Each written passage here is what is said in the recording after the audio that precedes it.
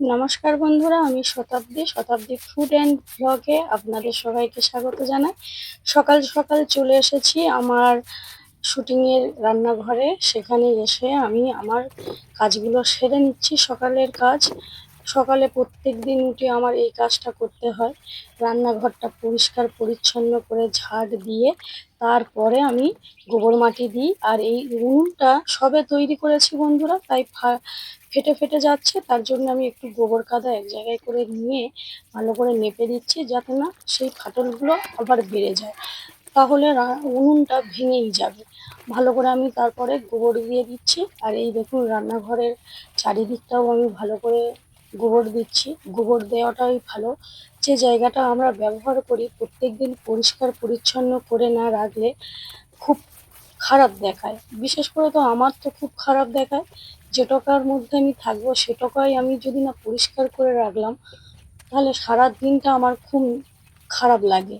আর আমি এইভাবে প্রত্যেকদিন গোবর দিই, পরিষ্কার করে রাখি। আমার ঘরবাড়িও এখন মাটির দেওয়া রয়েছে, এই রান্নাঘরও রয়েছে। প্রত্যেকদিন আমি এটা করি। তারপরে দেখুন এই লাস্ট ফিনিশিং কতটা সুন্দর লাগছে। গোবর দিলে যে কতটা সুন্দর দেখতে লাগে সেটা আপনারা এই ভিডিওর মধ্যে দেখে বুঝতে পারছেন। তারপরে আমি আমার কলতলায় চলে এলাম। আগের দিন আমি শুটিং করেছিলাম, তার জন্যে প্রচুর থালা পড়েছিল, থালা বাসন। কারণ আগের দিন আমি দিনের বেলায় শুটিং করতে পারিনি, রাতে আমি শুটিং করেছিলাম শর্ট শুটিংগুলো।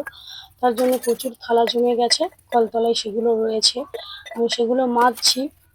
আর তারপরে এগুলো মাজার পরে আমি কিছু জামা কাপড়, আমার মেয়ের জামা কাপড় কাচবো।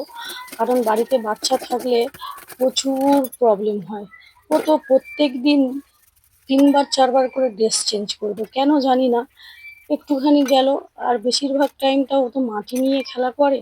তার জন্য হয়তো ওর গা মানে মাটিতে বসলে গায়ে হয়তো মাটি পড়ে, তার জন্য হয়তো মিশমিশ করে। তার জন্যে সে ৩ বার ৪ বার করে ড্রেস চেঞ্জ করবে। দেখতে পাচ্ছেন প্রত্যেক দিন আমার এত করে জামা কাপড় কাচতে হয়। ওর জামা কাপড়ই বেশি।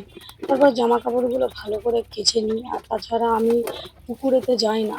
আমাদের সান রয়েছে অনেকটা দূরে ওই বাড়িতে। তার জন্য আমার যাওয়া হয় না। এই কলতলায় সব বসে কাজ সেরে নিতে হয়। তাই এক জামা ২ বার ৩ বার করে ধুইতে হয় বন্ধুরা। কারণ নইলে যে সার্পের ফেনাটা থাকে কিছুতেই সরতে চায় না। এটা পুকুরে হলে একবার নাড়াচাড়া দিলে সরে যায়, কিন্তু গামলিতে জল নিয়ে এতটা মানে ২ বার ৩ বার ধুইতে হয়। তো যাই হোক, আমি এইভাবে প্রত্যেকদিন ২ বার ৩ বার করে ধুয়ে নিই, যাতে সার্পের গাঁজাটা না থাকে। তারপরে আমি জামাগুলো এইভাবে মেলে দিচ্ছি। মেলে দিলেই কি হবে, এখন বর্ষাকাল, আমার হয়তো কতবার নামাবে আর কতবার উঠাবে তার ঠিক নেই। এইভাবে আমি জামা কাপড়গুলো শুকিয়ে নিই। আর তারপরে বসে গেলাম ছোলা মুড়ি নিয়ে। আর এটা খেতে খেতে ভিডিওটা শেষ করছি। আপনাদের এই ভিডিওটা কেমন লাগলো অবশ্যই করে কমেন্ট করে জানাবেন।